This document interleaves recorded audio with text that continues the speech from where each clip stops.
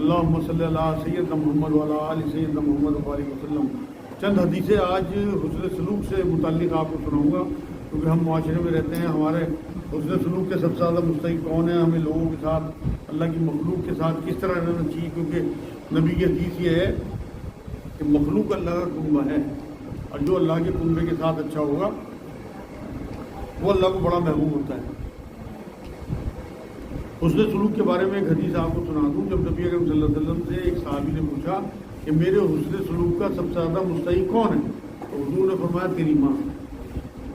انہوں نے پھر پوچھا حضور اس کے بعد، کہ تیری ماں۔ حضور اس کے بعد، کہ تیری ماں۔ پھر پوچھا اشارت کر کے حضور اس کے بعد، کہ تیرا باپ۔ آج میرے پاس ایسی خبریں آتی ہیں کہ دل رو پڑتا ہے، تڑپ ہوتا ہے کہ اپنی ماؤں پہ ہاتھ اٹھاتے ہیں، گالیاں دیتے ہیں، دھکے دیتے ہیں۔ مسلمانوں کی بات بتا رہا میں اپنے معاشرے کی۔ حضرت انس رضی اللہ تعالیٰ عنہ سے روایت ہے کہ رسول اللہ صلی اللہ علیہ وسلم نے فرمایا کہ جو شخص یہ خواہش رکھتا ہے کہ اس کے رزق میں وسعت اور عمر میں برکت ہو تو وہ رشتہ داروں سے حسن سلوک کرے۔ صحیح بخاری صحیح مسلم کی حدیث پاک ہے۔ اور رشتہ داروں میں ماں باپ اور بیوی بچے سب سے پہلے آتے ہیں۔ سورہ نساء کی 19 نمبر آیت میں اللہ نے بات فرمائی قرآن میں کہ بیوی اگر نہ بھی پسند ہو تو اس سے حسن سلوک رکھو، اس کی جو اچھائی ہے اس پہ نظر رکھو، تو تمہیں پھر اللہ کی طرف سے بھلائی ملے گی۔ سورہ انعام کی 151 نمبر آیت میں ماں باپ کے بارے میں اللہ نے کہا ماں باپ سے بدسلوکی حرام ہے، حسن سلوک ضروری ہے۔ سورہ اعقاف ہے 46 نمبر سورت، اس کی 15 نمبر آیت میں ماں باپ کے ساتھ بھلائی کا حکم دیا۔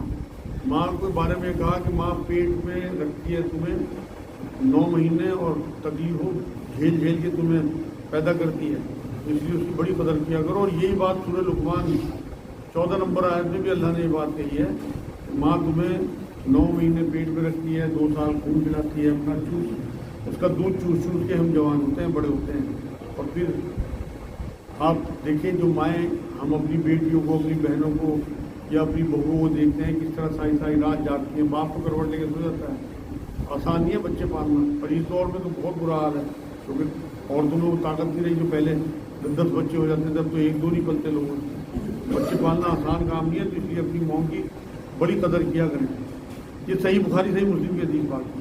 حضرت جابر رضی اللہ تعالیٰ عنہ سے روایت ہے کہ رسول اللہ صلی اللہ علیہ وسلم نے فرمایا کہ تم حسن سلوک کی کسی صورت اور کسی قسم کو بھی حقیر مت سمجھو، اور اس کی ایک صورت یہ بھی ہے کہ تم اپنے بھائی سے شگفتہ روائی کے ساتھ ملو، اور یہ بھی کہ تم اپنے ڈول سے اپنے بھائی کے برتن میں پانی ڈال دو۔ جامع ترمذی کی حدیث پاک ہے۔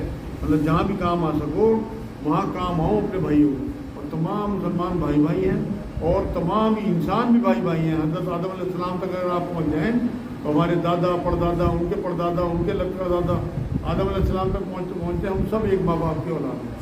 تو یہ نہیں کہ آپ صرف مسلمانوں کے ساتھ حسن سلوک کرو، پوری، میں نے ابھی شروع میں جو حدیث بتائی نا، پوری مخلوق کو کنبہ کہا، اور اس میں تمام مذہب کے لوگ بھی آتے ہیں، تمام جانور، پرند چرند سب آتے ہیں اللہ کی مخلوق میں۔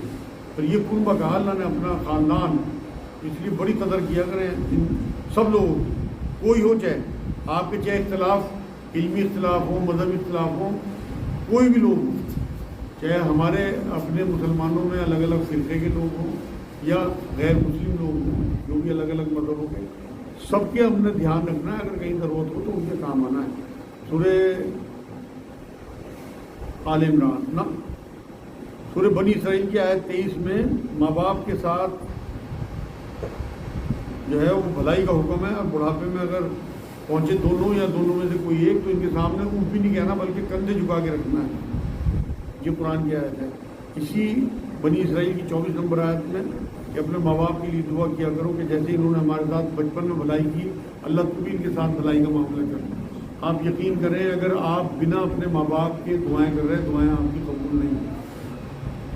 آپ کی دعاؤں میں آپ کے ماں باپ کا حصہ ضروری ہے، کیونکہ سب سے زیادہ احسان رسول کے بعد ہمارے اوپر ہمارے ماں باپ ہیں۔ اس لیے ضرور اپنے ماں باپ کے لیے دعا کریں، چاہے وہ زندہ ہوں، ان کی صحت، ایمان، آخرت کے لیے، اور اگر فوت ہو گئے ہوں تو ان کی یہ اللہ پاک وہاں بخشش کر دے تو درجے بدل دے۔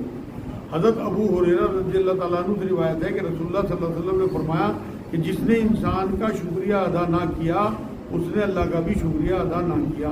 جامع ترمذی کی حدیث پاک ہے۔ آپ یہ دیکھیں سورہ مدثر کی آیت ہے کہ جس نے ایک انسان کی جان لی اس نے تمام گویا پوری انسانیت کی جان لی، اور جس نے ایک جان بچائی اس نے گویا پوری انسانیت کو بچا لیا۔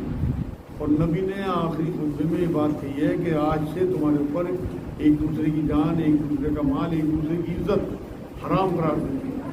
اور ہم تو بات بات پہ گالی دیتے ہیں مسلمانوں کو، عزت اتار دیتے ہیں، مال مار لیتے ہیں، ادھار دیتے تو دیتے نہیں واپس، اور بات بات میں مار پیٹ اتر جاتے ہیں۔ اس لیے یہ ہمیں یقین ہو نہ ہو، یہ سچی باتیں ہیں بالکل۔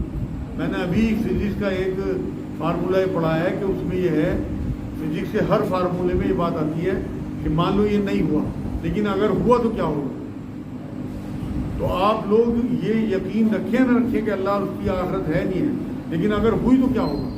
تو صرف وہ لوگ ہیں کہ جو یہ سوچتے ہیں کہ ہوئی تو کیا ہوگا۔ جو لوگ نہیں مانتے، اوپر سے چاہے مسلمان دکھ رہے ہوں، اندر سے یقین نہیں ہے، حرکتیں ساری کافروں والی اور مشرکوں والی، اندر یقین بھی نہیں ہے، تو آپ یقین کرو بچ جائیں گے۔ لیکن اگر اس یقین کے ساتھ گناہ ہو بھی رہے اور آپ توبہ بھی کر رہے ہیں تو آپ کے دل میں یقین ہے کہ ہمیں اللہ کے آگے کھڑے ہونا ہے، تو ایسے لوگ بچیں گے اللہ کے آگے جنہیں یقین ہے کہ ہمیں حساب کتاب دینا ہے۔ حضرت عبداللہ ابن عمر رضی اللہ تعالیٰ عنہ کی روایت ہے کہ رسول اللہ صلی اللہ علیہ وسلم نے فرمایا، ہر مسلمان دوسرے مسلمان کا بھائی ہے، اس لیے نہ تو خود اس پر ظلم و زیادتی کرے، نہ دوسروں کو مظلوم بننے کے لیے اس کو بے یار و مددگار چھوڑ دے، اور جو کوئی اپنے بھائی کی حاجت پوری کرے گا اللہ تعالیٰ اس کی حاجت روائی کرے گا، اور جو کسی مسلمان کی تکلیف اور مصیبت کو دور کرے گا اللہ تعالیٰ قیامت کے دن اس کی مصیبتوں میں سے اس کی کسی مصیبت کو دور کرے گا، اور جو کسی مسلمان کی پردہ داری کرے گا اللہ تعالیٰ قیامت کے دن اس کی پردہ داری کرے گا۔ صحیح بخاری صحیح مسلم کی حدیث پاک ہے۔ تو اب آپ دیکھ لیں کہ جو حالات چل رہے ہیں، اگر خدا نہ خواستہ کہیں آپ دیکھیں کہ کوئی مسلمان بھائی آپ کا پھنسا ہوا ہے تو آپ شہید ہو جائیں اس کے لیے، ورنہ آپ کی آخرت میں پکڑ ہو جائے گی، پتہ نہیں کس حالت میں اللہ اٹھائے گا آپ۔ تو یہ ضروری ہے یہ آپ کو ابھارنے کے لیے آپ کے ایمان کو، اور پنگا نہیں لینا، خود شروعات نہیں کرنی، لیکن اگر کوئی کہیں پھنسا ہوا ہے تو آپ کو اس کا ساتھ دینا ہے، مدد کرنی ہے، چھپ کے نہیں بھاگنا، بزدل نہیں بننا۔ اس میں قرآن کی یہ کہا ہے کہ ڈرنا ہو تو صرف اللہ سے اور کسی نہیں ڈرنا۔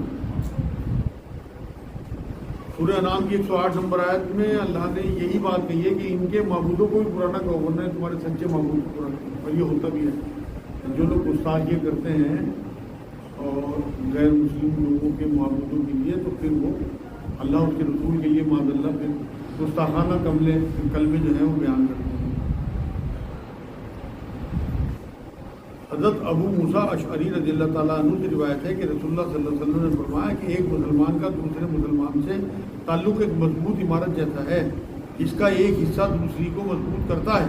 پھر آپ صلی اللہ علیہ وسلم نے ایک ہاتھ کی انگلیاں دوسرے ہاتھ کی انگلیوں میں ڈال کر دکھایا کہ مسلمانوں کو اس طرح باہم وابستہ اور بے واسطہ ہونا چاہیے، ایسے جوڑ کے دکھائی انگلی حضور نے، اس طرح مسلمانوں کو ایک دوسرے کے ساتھ ہونا چاہیے۔ صحیح بخاری صحیح مسلم کی حدیث پاک ہے۔ سورہ بقرہ آیت نمبر 138 میں اللہ نے کہا ہے صبغۃ اللہ، اللہ کا رنگ اختیار کر، اور جس نے اللہ کا رنگ اختیار کر لیا وہ پوری مخلوق سے محبت کرنے لگا، صرف مسلمانوں سے نہیں، کیونکہ اللہ تفریق نہیں کرتا۔ اللہ رزق کافروں کو بھی دیتا ہے، اللہ رزق انہیں بھی دیتا ہے جو اسے بالکل نہیں مانتے۔ اللہ سب کے لیے ایک دیتا ہے۔ آخرت میں حساب کتاب ہوگا عقیدوں کا، ہمارا کیا حشر بنے گا ہمیں نہیں پتہ، تو اس لیے اللہ کا رنگ اختیار کرنے کی کوشش کریں، تمام مخلوق کے لیے اچھے ہو جائیں۔ سورہ حجرات آیت 11 میں اللہ نے یہ بات کہی ہے معاشرے کی صحیح تشکیل کے لیے کہ ایک دوسرے کا مذاق نہ اڑاؤ، ایک دوسرے میں عیب نہ لگاؤ، برے نام سے نہ پکارو، یہ سب قرآن میں اللہ نے منع کیا ہے۔